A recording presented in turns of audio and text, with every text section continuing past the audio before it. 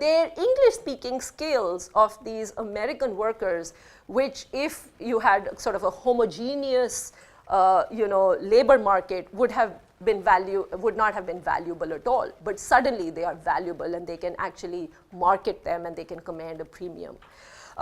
Now, if Jacob, couldn't hire cheap Mexican labor, it wouldn't mean that he would just pay more for American labor, which is kind of the nativist theory.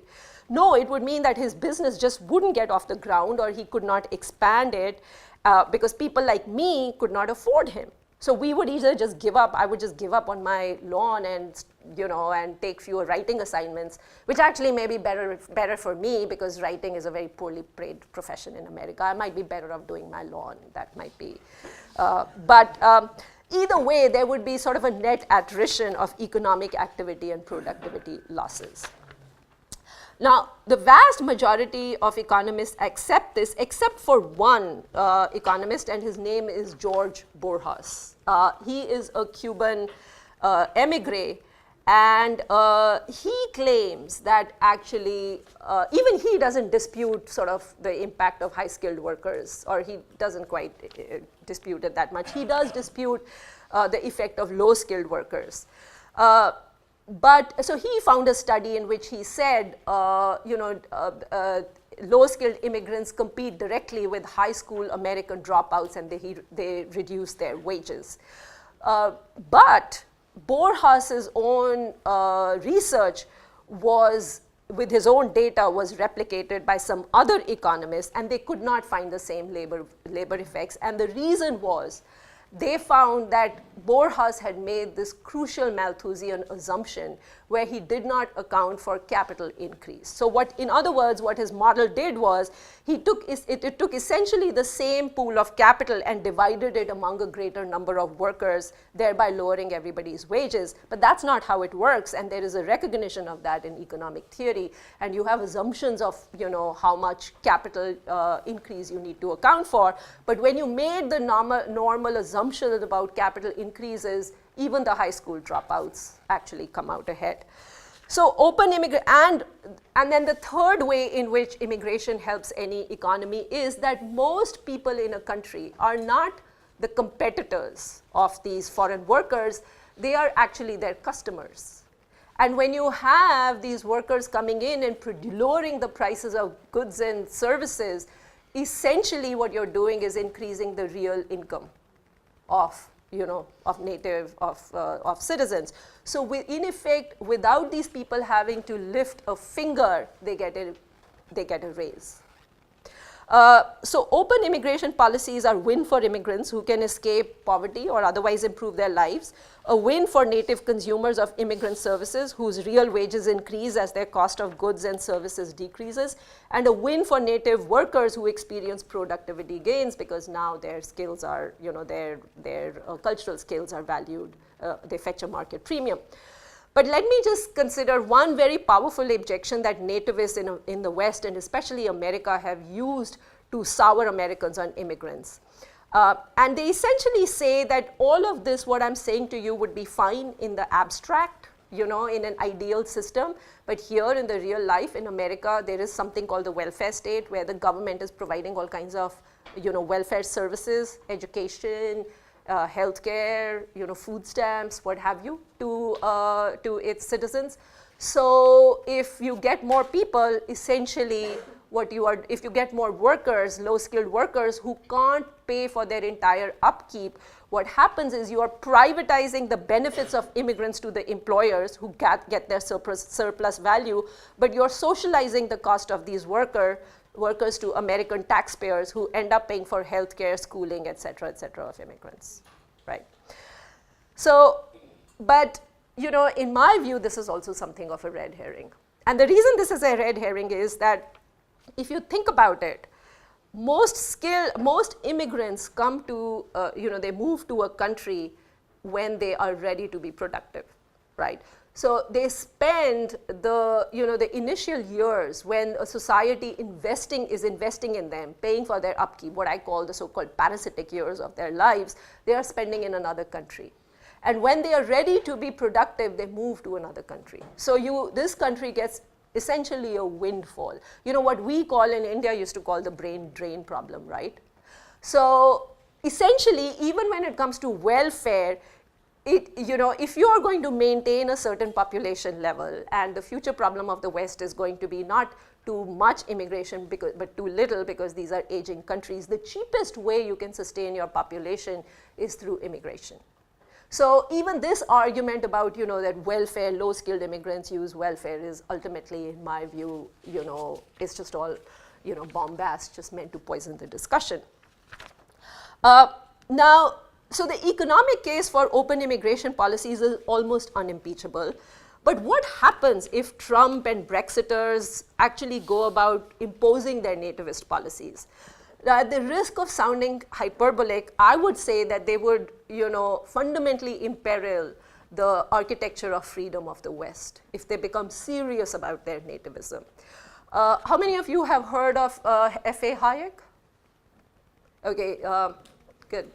So Hayek he's a Nobel Prize winning economist. He actually shared I think it was in 1972, the Nobel Prize with Gunnar Myrdal, who was an extremely leftist economist. And he's from Austria. He's part of the Austrian School of Economics. And in my view, even better than his economic contributions are his contributions to political economy. And he wrote this he had this thesis. He wrote this book called The Road to Serfdom, in which he argued that when the government interferes with the peaceful, voluntary activity of individual to achieve some larger collectivist end, it puts its country on the road to serfdom. And he said it matters very little whether these ends are socialistic ones, such as equality by income redistribution, or protecting native wages and jobs by disrupting natural mobility patterns. The fact of the matter is that if these policies leave many individuals substantially worse off, these individuals will find a way to circumvent them, unleashing all kinds of unintended consequences. But the government's failure to achieve its ends will not be perceived as evidence that there is something wrong with what the government is trying to do, that perhaps that what it wants to do and what people want to do is kind of out of sync. Rather, the failure will be blamed on an insufficient use of force in achieving ends that are otherwise good and noble. So an initial round of coercion will inevitably spawn ever more draconian rounds, putting the country on the road to serfdom, which was the thesis of his book. Examples of this logic abound, and the most prominent one in India right now, in my view, is PM Modi's ill-advised demonetization scheme, but we won't go into that. We will set that aside for another day. But very briefly, I mean, Modi is trying to flush out black money by cracking down on high denomination notes. But this is just going to produce uncertainty, and people are going to start parking their money more in other assets like gold or what have you. And he's already said he's going to go after gold assets. So you will get something like a raid Raj again, which is what used to happen in pre-liberalized India. And something similar is happening in America right now on immigration.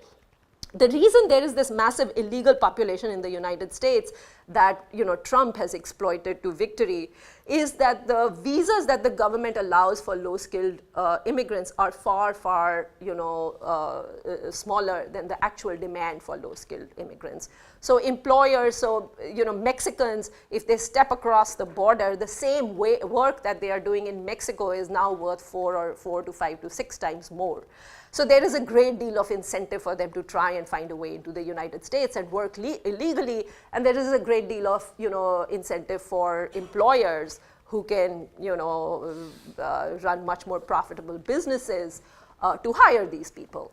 But instead of relaxing America's immigration laws in the face of this widespread non-compliance, American lawmakers want to redouble their efforts to enforce these laws, exactly as Hayek would have predicted. Far from easing restriction, the government has already approved billions of taxpayer dollars to build a high-tech Berlin Wall on the Mexican border, and also has dispatched all kind of border patrol agents to patrol the border and control immigration flows. They've effectively militarized the border. And Trump is just planning to take this to the nth level now, building a higher wall and militarizing it even more. But that's only the beginning. The government also wants something called interior enforcement, which is simply code for cracking down on its own citizens, just as Modi ji is doing with demonetization. Something called Man-E-Verify program is going to become mandatory. That's kind of a done deal. This program requires employers to check the work eligibility of all their workers, immigrants and citizens alike, against a federal database. Now, this sounds innocuous, but the net effect of such a law would be to require all Americans to get a permission slip from their government in order to work. Instead of the government having to prove that a worker is ineligible for employment, workers will have to prove that they are eligible to work. As somebody put it, that we are now basically all illegals now. We are all being treated as if we are illegal workers. Congress has actually considered a bill that would have prosecuted churches and soup kitchens that offer free meals to illegals because they are aiding and abetting an illegal act. Many cities, Riverside in New Jersey, which is actually where, New Jersey is, full of immigrants, are taking matters in their own hands. They have banned landlords from renting or selling property to illegals. Does this remind you of anything? Shiv Sena used to bash up businesses if they hired, non-Maharashtrians. The difference between now Shiv Sena is that it's using informal private violence and Riverside is using formal government violence. That's really the only difference between the two. In some states, Republicans are imposing business death penalties, that is, revoking the license of any employer who is caught twice with an illegal in his employ.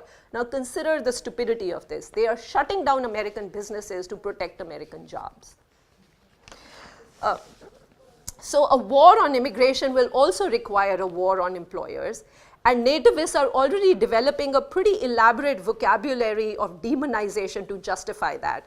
They are dubbing companies that hire undocumented workers as crooked and profiteers. Profit is becoming a dirty word in this capitalistic country. Companies are just the beginning because they are easy to demonize. Churches will be next. NGOs, like, I work for a nonprofit Reason Foundation and we advocate open borders or free immigration policies, and we will be next. And pro-immigration journalists will also be somehow, targeted. They'll be anti-national, anti-American, what have you. So all of this shows ultimately that, whether espoused by Shiv Sena or Brexit or Donald Trump, the ugly logic of nativism will inevitably lead to the ideology of divisiveness and violence. Respecting the rights of humans to move around freely leads to the opposite, which is peace and prosperity and interaction and, common bonds of harmony. But one can't undercut this nativistic logic without first understanding the anti-human Malthusian premises that underlie it. We must stop thinking of humans as a problem and start treating them as a solution. We are not a pox on this earth or on any country.